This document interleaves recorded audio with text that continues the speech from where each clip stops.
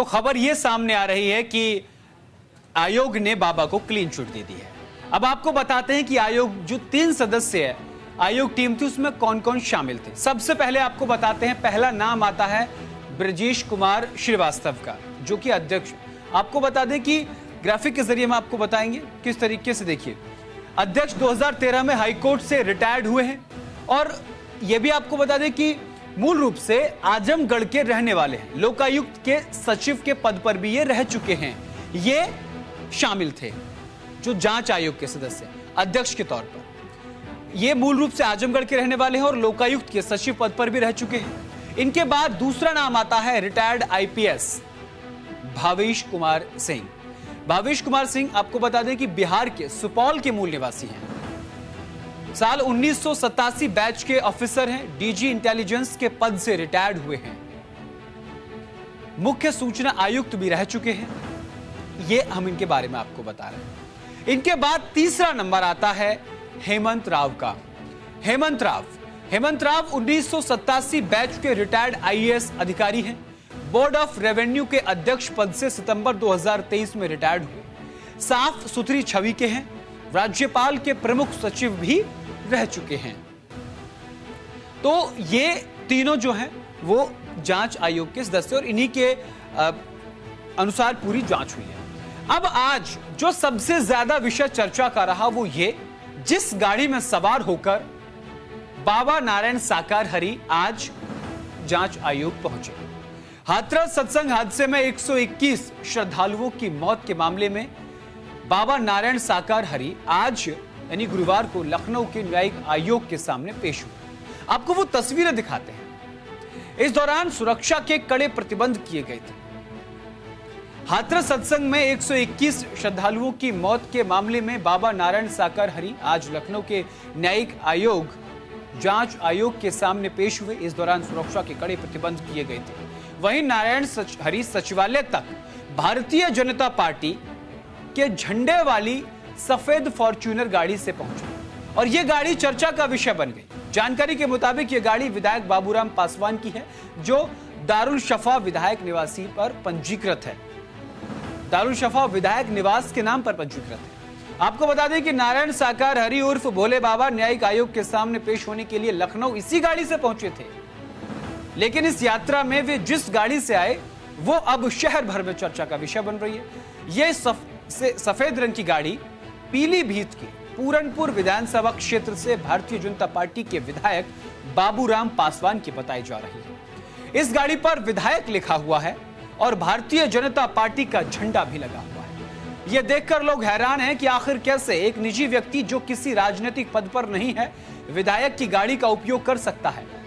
इससे राजनीतिक और सामाजिक हलकों में सवाल उठने लगे हैं। गाड़ी में सफर कर रहे बाबा के साथ एक महिला भी मौजूद थी, जो गाड़ी में ही बैठी थी और भोले बाबा का इंतजार करती थी। अब हम तो आपको ग्राफिक के जरिए इस पॉइंटर्स आपको बताएंगे। देखिए, जो इसमें पॉइंटर्स हैं सबसे बड़े वो ये कि नारायण हरि की आज न्यायिक आयोग के सामने पेशी थी और पेशी के दौरान नारायण साकार हरि न्यायिक जांच के सामने पेश हुए।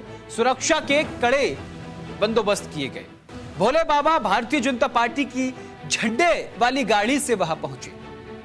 गाड़ी पर विधायक लिखा हुआ था, देख सकते हैं आप, विधायक लिखा हुआ है। बीजेपी का झंडा लगा हुआ है। बीजेपी और विधायक लिखने के चलते यह चर्चा का विषय बना कि जिस पर इतना बड़ा आरोप था जो सिद्ध नहीं हुआ, उससे पहले क्या उसे कोई राजनीतिक संरक्षण प्राप्त था?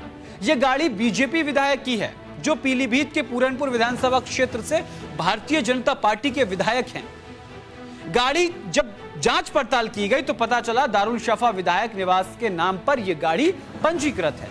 इस गाड़ी पर विधायक लिखने की वजह से चर्चा का विषय इसलिए बना, विपक्ष इस बात को आड़े हाथों ले रहा है कि आखिर भारतीय जनता पार्टी के विधायक की गाड़ी में बाबा किस तरीके से वहां पहुंचे और क्यों पहुंचे। गाड़ी में सफर करे बाबा के साथ जो महिला अंदर बैठी है वो कौन है? आखिर विधायक ने अपनी गाड़ी का इस्तेमाल बाबा की पेशी के लिए क्यों कराया? अब ये सवाल उठ रहे हैं। गाड़ी पर विधायक के साथ बीजेपी का झंडा भी लगा है और इन्हीं तमाम बातों के चलते ये जो पूरा विषय है ये चर्चा का बना हुआ है। और बड़े सवाल भी अब खड़े हो रहे हैं। हालांकि इस पूरे मसले पर यह कहा गया बाद में कि इस गाड़ी को सिर्फ और सिर्फ जाने और आने के लिए इस्तेमाल किया गया बाबा की सुरक्षा के मद्देनजर, ताकि किसी को यह पता ना चल सके कि इसमें बाबा थे। यह दलील बाद में दी गई। चलिए आगे बढ़ते हैं।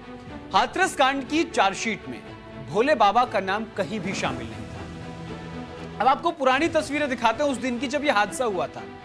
आखिर वो कितनी खौफनाक तस्वीरें थी, वो कहानी आपको बताते हैं। पुलिस ने इस मामले में 3200 पन्नों की चार्जशीट दायर की, लेकिन चार्जशीट में भोले बाबा का नाम गायब था।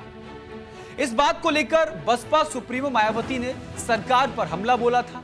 इस भगदड़ में 121 लोगों की मौत के लिए उत्तर प्रदेश पुलिस ने 11 लोगों के नाम चार्जशीट दाखिल की, जबकि भोले बाबा का नाम चार्जशीट में कहीं नहीं था।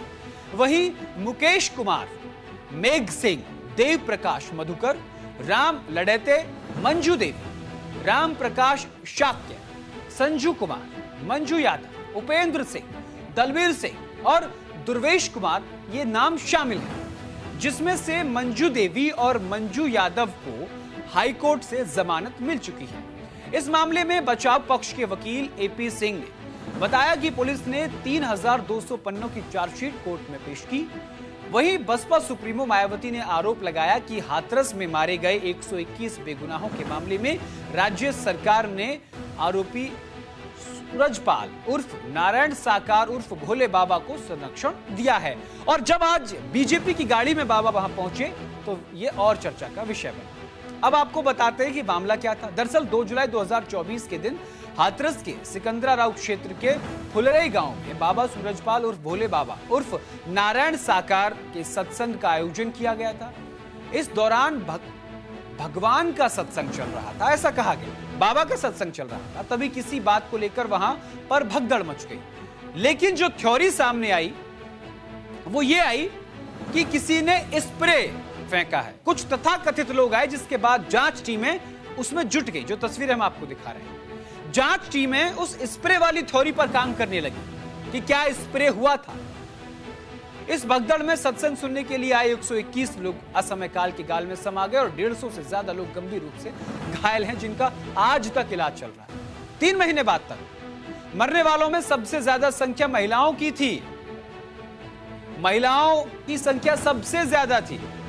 अब इस मामले में पुलिस और सरकारी एजेंसियां कार्यक्रम के आयोजकों को दोषी ठहराकर उन पर चार्जशीट दायर कर उन पर भोले बाबा की, लेकिन कहीं भी भोले बाबा का नाम चार्जशीट में दाखिल नहीं किया गया। पहले बाबा को एसआईटी से क्लीन चिट मिलती है, अब जांच आयोग से क्लीन चिट मिलती है। बाबा ने 1100 लोगों का हलफनामा जांच आयोग के सामने दाखिल किया।